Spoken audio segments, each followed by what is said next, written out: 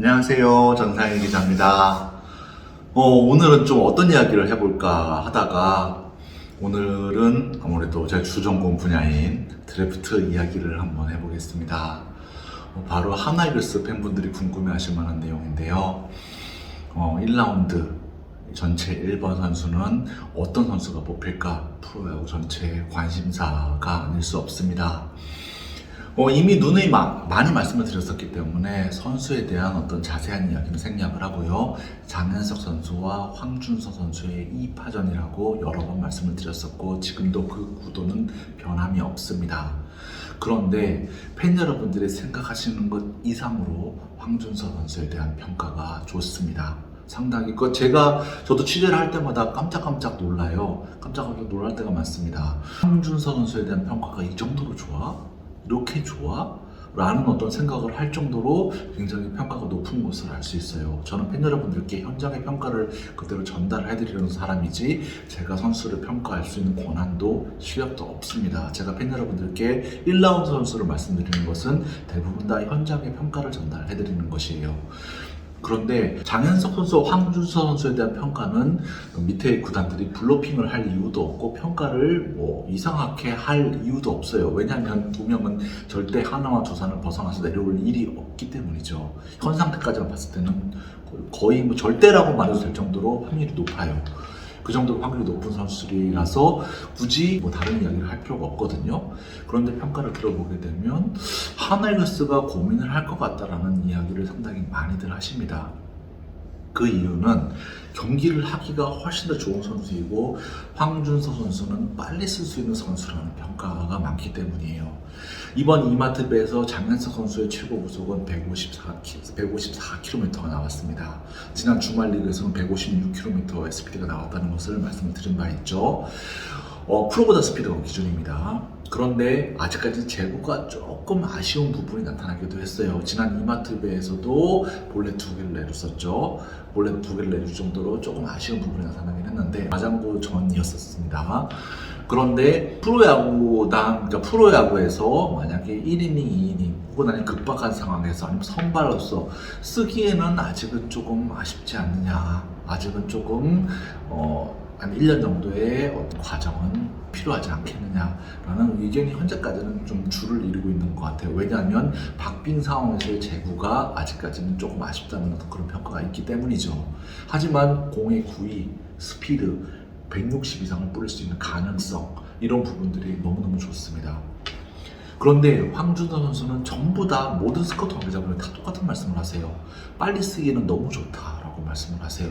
그리고 좌우 코너업을 하는 게 정말 쉽지가 않은데 황준서는 우, 좌, 코너가 정말 완벽하다는 얘기를 하십니다. 거기다가 체형도 좋고 스피드도 계속 늘어가고 있죠. 스피드도 계속 늘어가고 있는데다가 이마트배에서 148까지 스피드가 나왔어요. 그렇다고 한다면 앞으로 150km의 스피드가 나올 수 있는 선수라는 의미가 되겠죠. 스피드도 계속 늘어가고 있는 데다가 체형도 좋고 이 선수 같은 경우도 어쨌든 굉장히 착한 선수인데다가 전투도 가능한 선수라는 것이 어느 정도 드러나고 있죠. 다만 이 선수 같은 경우는 체력은 조금 약해요. 아직까지는 길게 던질 수 있는 능력은 조금 더 봐야 될 것 같습니다. 그러니까 청소년 대표팀에서도 짧게 던져버렸으면 많이 했고 장충고등학교에서도 분명히 선발로는 많이 나왔어요. 선발로는 많이 나왔는데 3이닝, 4이닝, 3이닝, 4이닝 이런 식으로 등판을 많이 했었고 6, 7이닝 오늘 김희거 선수나 원상 선수가 던진 것처럼 7이닝 이렇게 던진 적은 한 번도 없거든요. 그리고 2022년 이마트배 결승에서도 5회에 무너졌었고 그 다음에 작년 청룡기에서도 충암고전에서도 5회에 무너졌었던 것만큼 아직 스태미너는 조금 더 증명할 부분이 남아있다고 생각을 해요. 이마트배를 지켜보신 스카우트 관계자분은 이렇게 말씀을 하시더라고요. 우리는 이제 미래를 봐야 되는 사람들이기 때문에 현 상태에서 보면 당장 게임에 쓰기는 황준서 선수가 확실히 낫긴 한데 미래의 가능성을 보고 에이스급으로 좀 특급 에이스급으로 서질 포텐을 본다면 장현석 선수가 조금 낫지 않겠냐 라는 어떤 그런 말씀을 하시긴 하셨습니다. 하지만 하나이글스 같은 경우는 물론 미래도 중요합니다만 지금 당장 성적을 내야 되는 팀이기도 하죠. 탈꼴찌가 중요하고 어서 빨리 4강에 올라가서 팬들의 성난 민심을 달래줘야 되는 팀이기 때문에 황준서 선수의 페이스가 올라오면 올라올수록 하나이글스도 조금은 고민이 될 것이라고 생각을 합니다. 자, 팬 여러분들의 생각은 어떠신지요? 160을 던질 수 있는 유니크한 우한 자원이신지요? 아니면 코너 워크가 좋고 제구력이 좋고 조금 더 빨리 쓸 수 있는 자완 투수 자원을 원하시는지요? 거기다 하나이글스 같은 경우는 스미스, 페냐, 김민우, 장민재, 문동주, 거기다 남지민 선수까지 선발진의 자완 투수가 단 한 명도 없습니다. 그러니까 선발로서는 들어가지 않기 때문에 자완 투수가 단 한 명도 없다는 팀 현실도 이런 부분에 대한 고민을 부채질하는 것이죠. 하지만 최근에 이 안우진 선수나 문동주 선수를 보시면 아실 수 있듯이 160, 165 어떤 160을 넘어가는 구속을 뿌릴 수 있는 재능 또한 유니크하거든요. 이것은 어떻게 보면 자완 투수라는 어떤 이점보다 더 유니크한 부분이라고 할 수 있습니다. 최근에 사사키 로키라던가 오타니 선수 이런 선수들 같은 경우가 우완 투수라고 해서 저평가 당하지 않는 것과 똑같은 이치라고 할 수 있는 것이죠.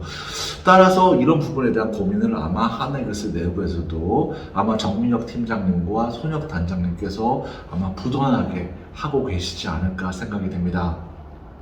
팬 여러분들께서도 선택지는 좁아졌으니까 이 두 선수의 어떤 상황을 보시고 팀 상황을 보시고 한번 고민을 해보시면 좋을 것 같아요. 자, 팬 여러분들은 장현석 선수를 원하시는지요? 황준서 선수를 원하시는지요? 아래 댓글로 남겨주시길 바랍니다. 오늘 영상은 이만 마무리 짓겠습니다. 감사합니다. 아참, 좋아요와 구독 잊지 않으셨죠?